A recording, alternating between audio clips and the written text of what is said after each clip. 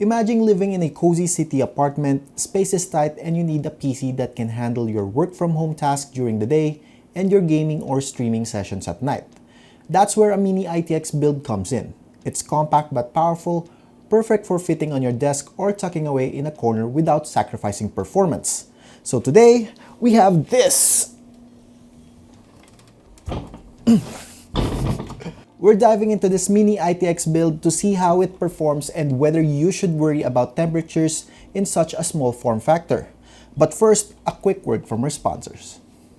Are you tired of seeing this watermark but Windows keys are way too expensive? Then let me introduce to you GVG Mall. GVG Mall is your one-stop shop for Windows operating system CD keys and Microsoft Office CD keys. Being a PC builder, I'm always in need of operating system CD keys, and I personally buy those CD keys on GVG Mall. And they are currently running their back-to-school sale this September, which can save you up to 88% on selected items. But here's a special offer for our viewers. Use our code JEGS on your checkout to save another 25% off your purchase. Their items are 100% legit, and they offer 24/7 support on their website. Check them out in the description below. First thing you need to have when building a Mini-itx build, is of course having a Mini-itx motherboard. And for this build, Gigabyte was gracious enough to send their B650i Aorus Ultra. This motherboard's Mini-itx form factor makes it perfect for building in tight cases without sacrificing performance. You get all the power of a full-sized board in a compact design. For the processor, we went with Ryzen 7 7700X. This 8-core 16-thread processor delivers incredible speed and efficiency, setting new standards for both gaming and multitasking. And I forgot to mention the motherboard also supports the latest Ryzen 9000 series CPUs if you want the latest AMD has to offer. Just update the BIOS. For the RAM, we chose 32 gigs of Tforce Delta RGB 6400 megatransfers. However, I've dialed it down to 6000 megatransfers for better stability. Ryzen CPUs are still picky with RAM frequencies, and 6000 megatransfer is still the sweet spot for the 7000 series CPUs. So do take that into consideration when building. For the GPU, we went with the RTX 4070 Ti Super Eagle OC. Due to our space limitation, the GPUs we can choose from are very limited, and this GPU is by far one of the more compact-sized models within the RTX 4070 Ti Super lineup. And powering this system is Aorus's latest Elite 850W Platinum. This is a compact-sized platinum-rated power supply. It's smaller than a regular ATX power supply but is bigger than a small form factor power supply. The Elite 850 also natively supports PCIe Gen 5 cables, so we didn't have to use those PCIe Gen 5 adapters, which takes up a lot of space. Aorus also offers a 10-year warranty on this power supply, so rest assured you will be using this power supply for a very long time. For the case, we went with Deepcool CH160, and I'm sorry in advance to our US viewers because this case is probably not available in your region, as well as the next components I'm about to mention.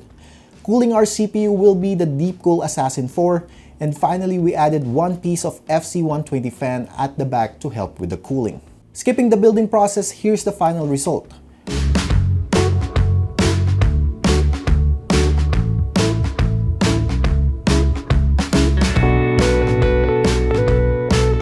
Here's a size comparison with our mid-tower build, and as for the weight, it only weighs 8.7 kilos. Taking a look inside, everything is very tightly fit, and you're probably thinking, man, I'm sure the components are running hot. Which takes us to the temperatures. With the side panel removed, CPU idle temperatures were at 37 to 43 degrees Celsius, and during gaming, CPU temperatures were hovering around 63 to 73 degrees Celsius on average. But we did register a 79 degrees Celsius as the highest temperatures when we were testing Baldur's Gate 3, but this was only for a second and the temperatures went down afterwards. As for the GPU, idle temperatures were hovering around 33 to 36 degrees Celsius during idle, and when gaming, temperatures were hovering around 65 to 70 degrees Celsius, which is perfectly within normal operating temperatures. Now with the side panel installed, temperatures got warmer. CPU idle temperatures hovered around 39 to 45 degrees, and during gaming, temperatures will hover around 71 to 79 degrees Celsius, with the highest temperature recorded at 82 degrees when running Cyberpunk 2077. GPU temperatures slightly only got warmer, hovering around 34 to 37 degrees on idle and 66 to 72 degrees when gaming. So if you don't mind removing your side panel, I would definitely recommend just leaving the case open for cooler temperatures. But temperatures with the side panel attached are still within operating temperatures, so you should still be fine with the side panel attached. Overall, I was surprised with the temperatures as I expected both CPU and GPU to have temperatures somewhere around 80 degrees Celsius when on gaming load, but this was clearly not the case. As for noise level, with the side panel opened and on idle load, we registered a noise level between 39.1 to 42.7 decibels, while on gaming load, we monitored 47.3 to 51.6 decibels. Noise level is definitely lowered with the side panel attached. On idle load, our decibel reader only registered 37.4 to 41.2 decibels, while on gaming loads, it only registered 41.9 to 47.1 decibels. For reference, a typical conversation is around 60 decibels and a typical whisper is registered at 30 decibels. Now for the gaming performance, here are our numbers. To no one's surprise, this system performed very well on games. On our 15-game test suite, it's only on Black Myth Wukong where this system had low numbers. But this is to be expected as games utilizing the Unreal Engine 5 tend to be very graphically demanding. Even on 1920 by 1080p, this system only averaged 84 FPS. But do take note, these numbers were produced while recording using Shadowplay, so expect a little more FPS without recording. With ray tracing enabled, we of course expected lower performance. The system struggled to run Black Myth Wukong even on 1080p with DLSS set to 75%. It only managed to average 71 FPS.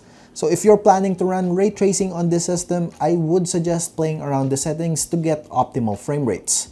By the way, we have a separate video for the gaming benchmark of this system. No commentary, just gameplay with the overlay enabled. We're going to link the video down below if you're interested in watching it. So is going Mini-itx worth it? I'd say yes. You get the full performance of an ATX build in a smaller footprint. Temperatures were surprisingly decent and everything stayed within normal operating ranges. As far as this build is concerned, temperatures were not an issue. But this form factor is not for everyone. It's perfect if you're short on space or just love the compact minimalist look, but you might hate this form factor if toasty temperatures bothers you. If that's the case, better stick to bigger builds for better airflow. That wraps up our quick review of this Mini-itx build. The full parts list is in the description, and if you're wondering how much it costs around $2,250 US. Let me know what you think of Mini-itx builds in the comment section, and I'll see you in the next video. Bye!